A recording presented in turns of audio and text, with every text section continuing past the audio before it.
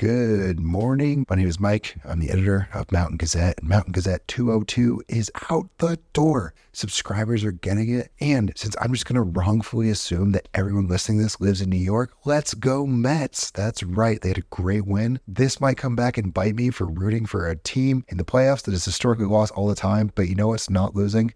Print magazines. Enjoy the show and subscribe at mountaingazette.com. I couldn't believe how young our audience was. I had assumed that our audience would be primarily people in their mid-30s through their mid-50s, those millennial types who remember the nostalgia of reading a print magazine, who were raised on print publications. But in actuality, most of our audience is closer to 25. And they often tell us, I spend my whole day on the internet, and sitting down to read something in print is so lovely.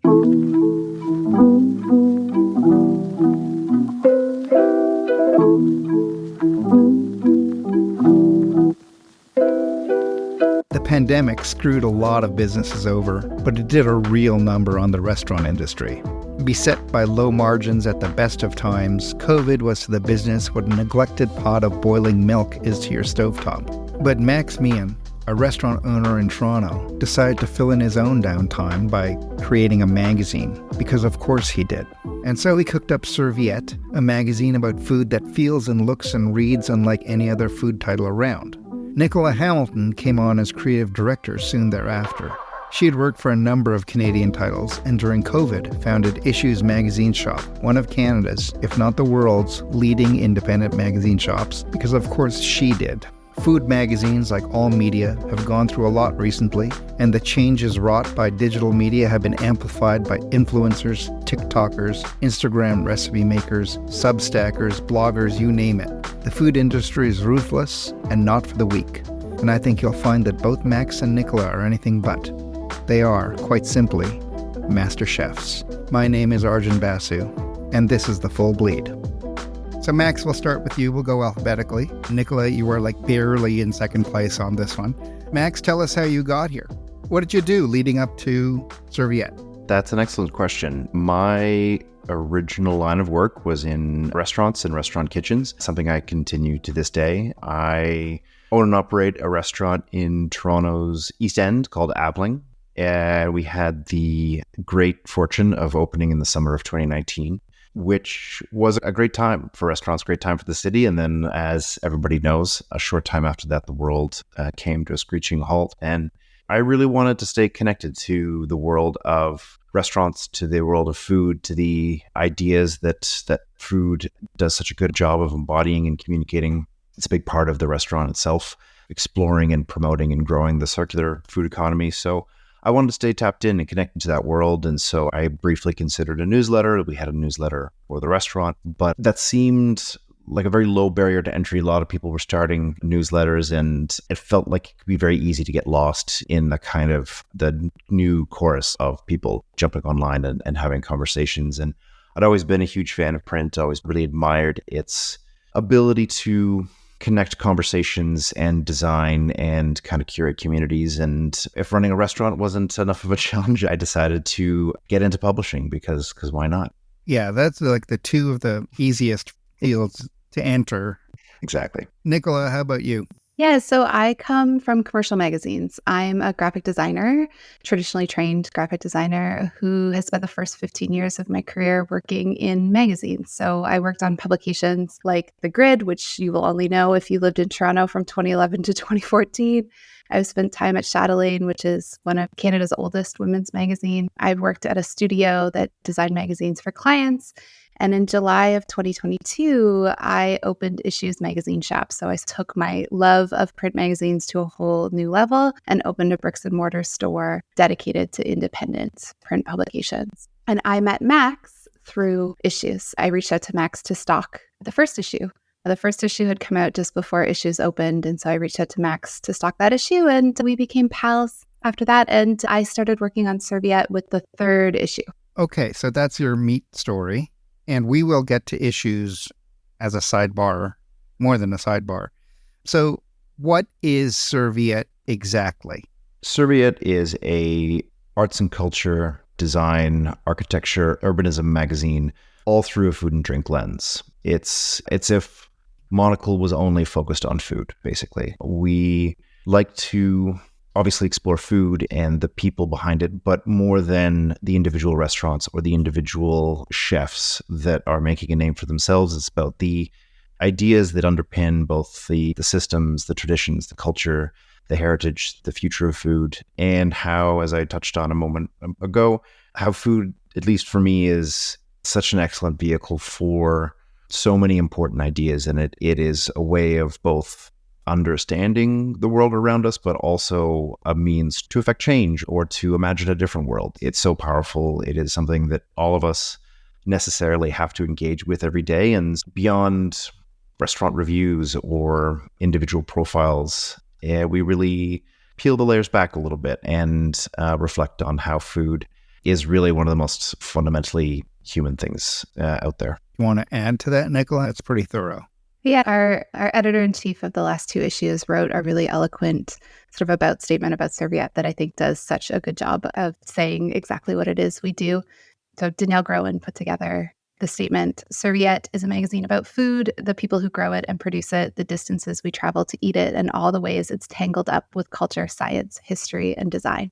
So that's the succinct way. That's how a trained editor would describe Serviette. Yeah, but as a former editor myself, I really appreciated that, because the proof of everything she's saying is in the following pages. It really does. She set up that mission statement. And Max, it does feel like an extension of the restaurant. Yeah, absolutely. I deliberately don't describe Serviette as a brand magazine. It is not a kind of an official arm of Ablin, the restaurant, but it very much is a different way of having the same types of conversations, and the circularity, the sort of trying to undiscover, read lost or underappreciated elements of the kind of local landscape and how that can have an impact on flavor. That's the experiential aspect that where we explore through the restaurant. And then the magazine does a very similar thing, but through conversation and through design and through bringing people together for a broader conversation. So it is very much two sides of the same coin, though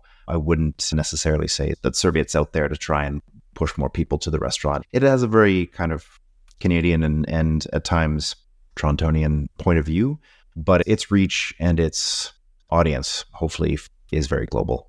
Definitely has been getting noticed around the world. What is a Serviette story? That's an excellent question. It's hard to define it, but if pressed to, I think a Serviette story has food at its core, but might not necessarily need to mention food every other paragraph, or it's obvious that food is the kind of the beating heart of the idea, but it often extends much beyond that. An example that comes to mind is one of the features that we had in our very first issue, which was about growing food at home. We spoke to the folks at Space 10, which was the former design lab set up by IKEA in Copenhagen. And the story was a conversation about how to design at an industrial global scale, how to design for home gardening and home food growing. What challenges are there around trying to not only encourage people to grow food, but to make it easier and fit within the IKEA aesthetic? So growing more food at home is a very obviously food-focused story, but it was a fundamentally design story. It was about a bunch of Danish designers trying to solve a problem like they would any other, but with food at the very center. For me, a Serviette story is the best kind of dinner party conversation. It's something that's like really informative, but also really entertaining. And I think to Max's point, it uses food as the cornerstone and then spirals off from there. I think about Mr. Tato. Tale of Two Tatos was a story in this current issue of Serviette that was a pitch that came into us from Anna Cafola. And it's about the sort of separation of Ireland between Northern Ireland and the Republic of Ireland, and the two potato chip companies of the same name that exist on either sides of the border.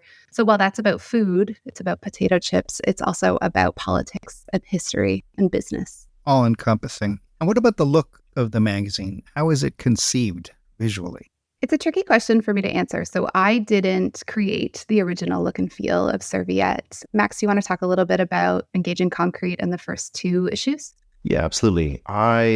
To circle back to the idea of the restaurant and the magazine being linked in a number of ways, the same design agency that I worked with on the brand of the restaurant, Concrete Studio here in Toronto. When I had the idea for the magazine, I approached them and wanted to create an original title, original art directions, sort of brand guidelines. And we looked at 3 different directions, and the resulting direction, what we ended up with was a sort of a combination of, I think, something that felt very kind of designerly, very designed for designers, and something that was very accessible and probably familiar to the mainstream publishing and print world. It was important to me to try and have something that felt different, that felt fresh, felt like the designers had a hand in this, because food and restaurants and everything else is very designed. It is a very considered, thoughtful, artistically curated endeavor. And so I wanted the magazine to have a familiar feel, but there's always a sort of a balance to be struck between design, interesting new layouts and typefaces and approaches, and approachability. And I think it was a great compromise that we were able to strike there. As a magazine, as a print product, were there any inspirations for Serviette, or is it something new in that sense? Certainly, Monocle was a big inspiration in the way in which they approach a lot of their pieces and their tone of voice, and I'd say the optimistic tone that they maintain. That was a big inspiration, as well as a few other food magazines. Lucky Peach is definitely one that I remember really loving, though it occurred to me, I was working as a chef at the time Lucky Peach was publishing, and it did strike me that this was an insider's industry magazine. It had some appeal outside of the industry, but I think a lot of the stories, a lot of the way in which the pieces were framed, who they were talking to, how they were talking to them, it was for restaurant people. And there's not necessarily anything wrong with that. But when we were conceiving of the magazine and how I wanted to look and feel, there are plenty of little Cartesian diagrams that we laid out and plotted the different magazines, from accessible to niche and culinary to culture, general culture. Yeah, from an art direction perspective, I don't think there's any particular magazine we're pulling inspiration from. I'm pulling inspiration from the original brand guidelines that Concrete put together for Max years ago and playing off of them, putting my own spin on it. I definitely seek most of the inspiration for the art ideas and the creative direction from the photographers and illustrators that we're collaborating with. So often we start with a silly idea or a complicated idea or something that's really vague and different than some of the commercial magazine deadlines I've had in the past. We have the luxury of a little bit more time and a little bit more freedom with Serviette. And so that affords us the opportunity to really drill down or to play or to explore ideas. So those photographers and illustrators are definitely folks that are inspiring me in the art direction side of things. I think Serviette is a reaction to other food magazines or big food magazine, industrial complex, food media. Does the existence of Serviette imply something in and of itself? It's tough to say that it's necessarily a reaction or a counterpoint to... Trying to get you out of your polite Canadian here. Fair enough. Okay, I don't hide the fact that I'm incredibly passionate about food, and not that's something you would hide, but I think what this is a reaction to is the status quo that I think we all acknowledge is crappy, the way food is produced and distributed, and where along the chain value is collected or concentrated. I don't think it's necessarily a reaction against another food publication, because physical publications in this day and age, it's all a counterpoint to digitization. That's the funny thing about print these days. It doesn't matter whether it's Serviette or Saveur, Family Style or Vogue, we're all pushing up the same hill. And it has proven time again that even the people at Condé Nast don't necessarily have all the answers. And so I wouldn't say that, there's somebody out there that's gaming the system or doing something the wrong way in publishing, and we're here to do it the right way. I think there's a big world of food that sucks and isn't serving people well. And I also think that food maybe at times can seem like a bit of a closed door insiders club. Not touching on the newest restaurant, we're not feeding into the exclusivity or the sort of rarefied nature that food culture can sometimes perpetuate. This is a magazine for everybody because food is for everybody. And it's for anybody who wants to share ideas and share food and the joy and spontaneity and, energizing experience that entails. I mean, one of the reasons I asked that is because it definitely doesn't look like any other food magazine, but it doesn't read like it either. It's not consumptive in a weird way, if you can even say that about a food magazine. It's not about go here, eat that. Because those 10. things change. Those things, those trends, those chefs, those restaurants, they open, they close.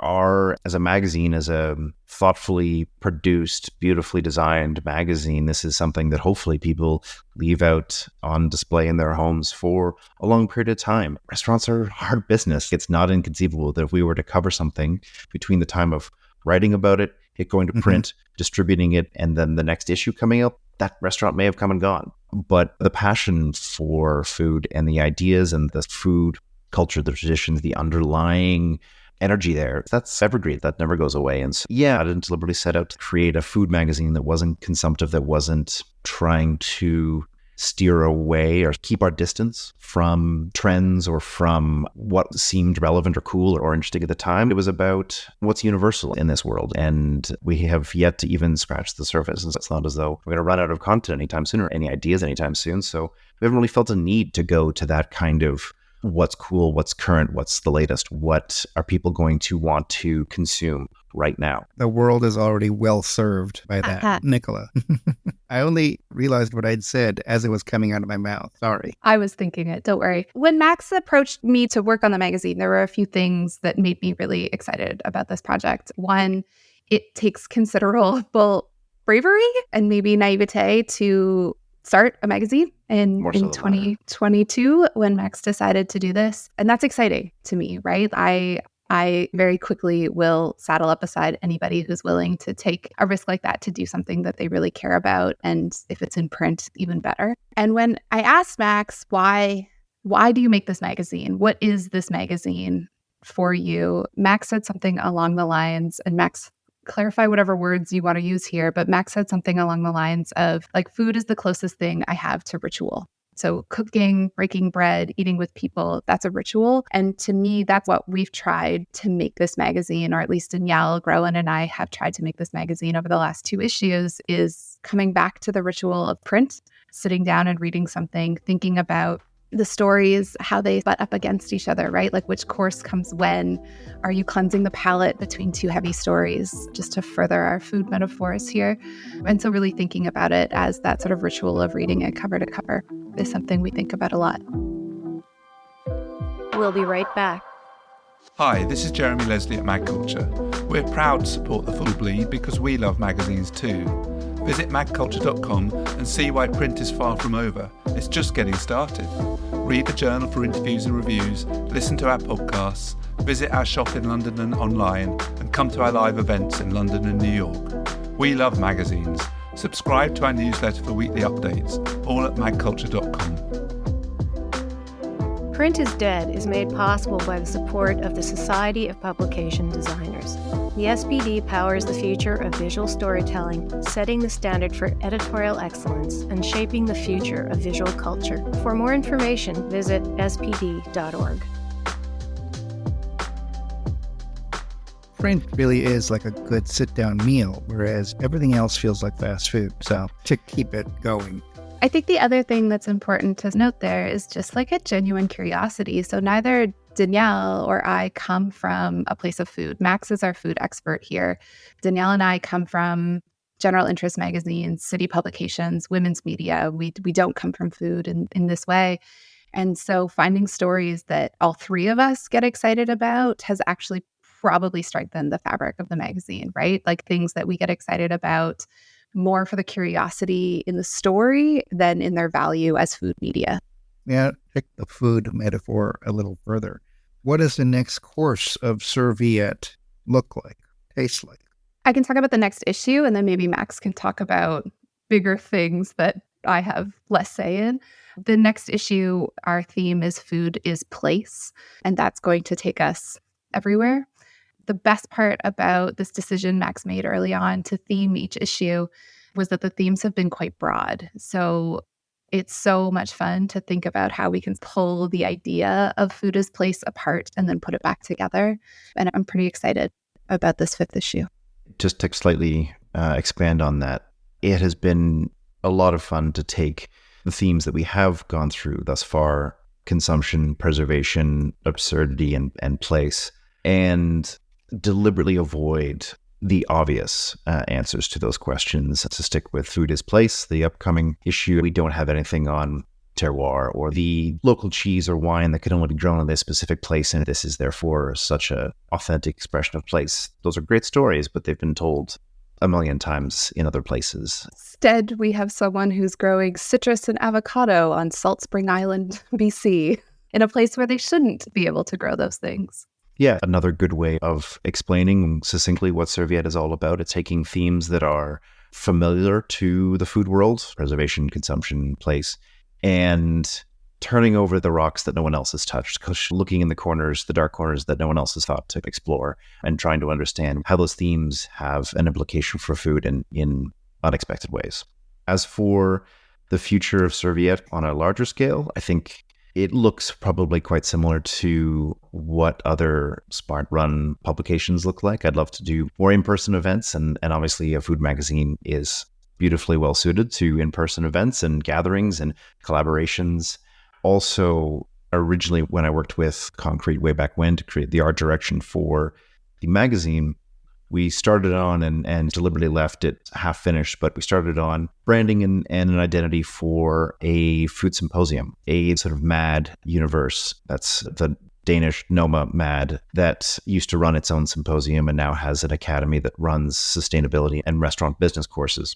Their approach to food has been not only a big inspiration, but when I went to their symposium, I was really blown away by the power and the value of bringing together everybody in the food industry. And by that, I mean the farmers, the people in fishery, servers, chefs, journalists, really anybody and everybody who's tangentially related to this industry, because it is such a complex industry and there's so many different aspects that push and pull on the quality of not only restaurant food, but the food that people can get in schools and institutions and in the grocery store and on the street. And it's universal. So I would love to see Serviette be the impetus for a similar symposium in North America, most likely Toronto, but reflecting the one that was done in Copenhagen for a number of years. I think the food industry, restaurants specifically, it's been the wilderness right now, post-pandemic.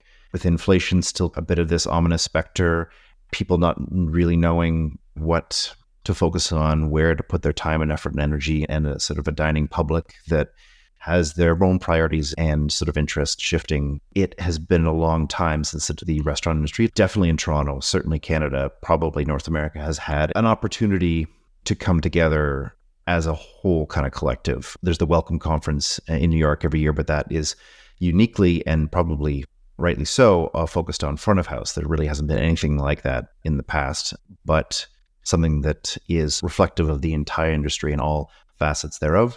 I really think it's time for another one. Hopefully that is also in our future. Not like you don't wear many hats. Nicola, you also wear many hats. You, of course, run Issues, which is one of those magazine shops that everyone raves about once they've discovered it. And it's an important place in the indie magazine ecosystem, I'd say, around the world.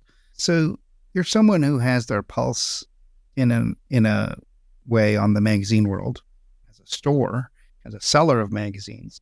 What have you learned about the magazine world in general, and how has it confounded your expectations and even changed in the little time that you've opened the store? Oof. I think one of the biggest things that I learned really quickly when I first started diving into this project. So I spent the first half of 2022 really focused on whether or not Issues, a magazine retailer, could exist and could sustain itself. And I had a lot of help from our mutual friend, Jeremy Leslie in London, the founder of Mag Culture. And the more I dove into this business, the more I realized that the narrative we had been fed about the print industry failing, one of ad sales being down dramatically and people not wanting to read anymore, was maybe true, not the entirety of the story. Distribution and retail behind the scenes are also really broken in Canada. They're broken in lots of parts of the world, but in Canada in particular, they're really busted. And that was a big insight for me, right? Who had worked in commercial magazines and who had been fed those narratives of of us needing to be in more places and to write more stories people wanted to read. And all of that pressure was being put on the production teams, when in actuality, it was everything that happened after we made that magazine that we didn't have a lot of insight on. So that was a big one. I think the other big perspective shift that happened when we opened our doors in July of 2022, I couldn't believe how young our audience was. So I had assumed that our audience would be primarily people in their mid-30s through their mid-50s, right? Those millennial types who remember the nostalgia of reading a print magazine, who were raised on print publications. But in actuality, most of our audience is closer to 25. And I think that's for a whole handful of reasons. When we ask groups of them here in the shop, like, why magazines? Why are you here? How'd you get here? One, they find us on TikTok, which yay for all of those nice people who post about us on TikTok. But they often tell us, I spend my whole day on the internet, and sitting down to read something in print is so lovely.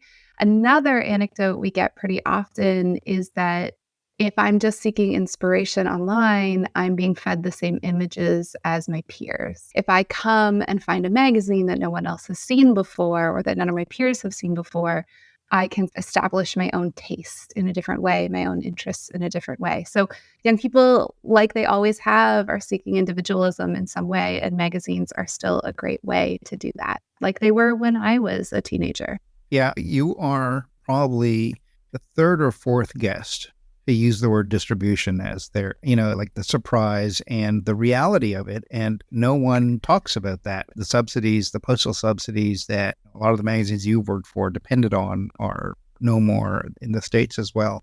And that's really big. And the second thing is, you said TikTok. And as a writer, I hate the publicity that a writer has to do for their books. But I'm just thinking, who do I know that can get my book into Book Talk? And so you are not the first person to say, like, young people are into it, and I don't know if they're rediscovering it or something, but yeah, they're tired of screens and they like touching something, a sensual experience.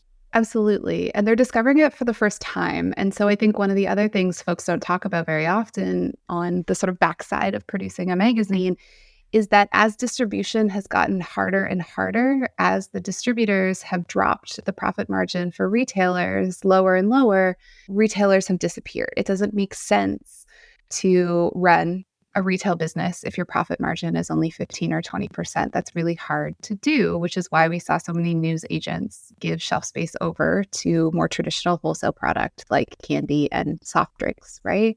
Which means that there's an entire generation of people who didn't have access to publications, right? They had to really seek them out. They weren't being exposed to them the same way we were being exposed to them.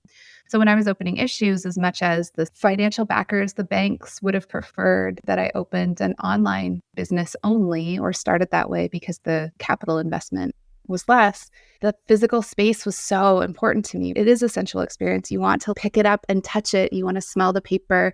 You want that sort of sense of discovery of flipping through the stacks and finding something that really speaks to you. And I do think that young people prioritize interesting spaces, cool spaces full of other cool people to go and seek out their inspiration. That experience is important to them. And most newsstands are convenience stores these days, or your grocery store, or your pharmacy. And those aren't particularly sexy places to seek inspiration. No, they're not. And you are doing, or have just done, or are about to do, a pop-up at a second location in another part of town. Correct. Is that a trial run for issues number 2, or? So for 2 months, we're going to trial the Issues Outpost, which will be smaller than our sort of HQ on the west side of the city, to see what having a second location looks like if people come and visit us. And the sort of hope is that, yeah, people will come, they'll see us, and we can make that pop-up permanent in that space. We'll see, though. That's great. Okay, I'm going to ask each of you, what are 3 magazines or media that are exciting you right now? Max. I recently finished a degree in brand strategy at the School of Visual Arts in New York, so I have been revisiting B Magazine, which is out of Korea. Each magazine covers a different brand in depth from a number of different angles, and so that has been really interesting to revisit and rediscover their brand deep dives. I've also picked up and it's just cracked open book called Sitopia by Carolyn Steele, which is about food and how it is such a powerful tool for placemaking.